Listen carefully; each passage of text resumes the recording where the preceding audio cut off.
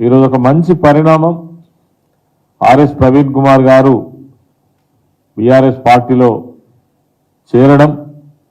వారు గతంలోనే ఒక అంబేద్కర్ వాదిగా ఒక బహుజన సమాజానికి సేవలు అందించాలనే ఉద్దేశంతో మరి వారి యొక్క ప్రస్థానం ప్రారంభమైనప్పటికీ అనేక ఒత్తిళ్ల వల్ల ఆయన మరి సాగేటువంటి బాటను అడ్డుకోవడంతో మరి బీఆర్ఎస్ పార్టీలో ఉంటే తగినటువంటి న్యాయం చేయవచ్చు. ఇప్పటికే గడిచిన ప్రభుత్వంలో అన్ని వర్గాలకు సేవలు అందించినటువంటి ప్రభుత్వాన్ని భావించి ఒక మేధావిగా మరి బీఆర్ఎస్ పార్టీలో నిన్న చేరడం చాలా సంతోషం, నిజంగా కూడా ఆహ్వానించదగ్గ విషయం.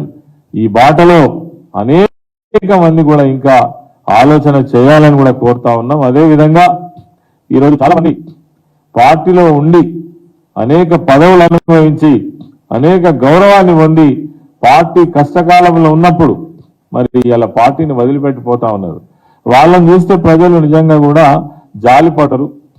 సమయం వచ్చినాడు వాళ్ళకు కూడా తగిన గుణపాఠం కూడా చెప్తారు. ఎందుకనంటే బీఆర్ఎస్ పార్టీ సాధారణమైన పార్టీ కాదు. తెలంగాణ రాష్ట్రం కోసం పోరాటం చేసి తెలంగాణ రాష్ట్రాన్ని సాధించి 10 సంవత్సరాలలో అన్ని వర్గాలకు మరి మంచి సంక్షేమాన్ని అభివృద్ధిని అందించినటువంటి రాష్ట్రం తెలంగాణ రాష్ట్రం. కాబట్టి ఒక మాట ఈ సందర్భంగా ఏంటంటే బీఆర్ఎస్ పార్టీలో చాలా పెద్ద సంఖ్యలో నాయకత్వం ఉన్నది. ఆ సంగతి మీరు మర్చిపోవద్దు.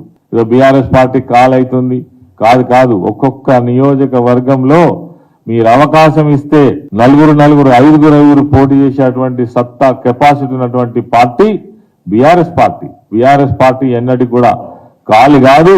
ఇక్కడ కావలసినంత నాయకత్వం ఉంది. స్వార్థం కోసం పోయేటువంటి వాళ్ళను ప్రజలు ఎన్నడూ కూడా క్షమించరని ఈ సందర్భంగా మనవి చేస్తూ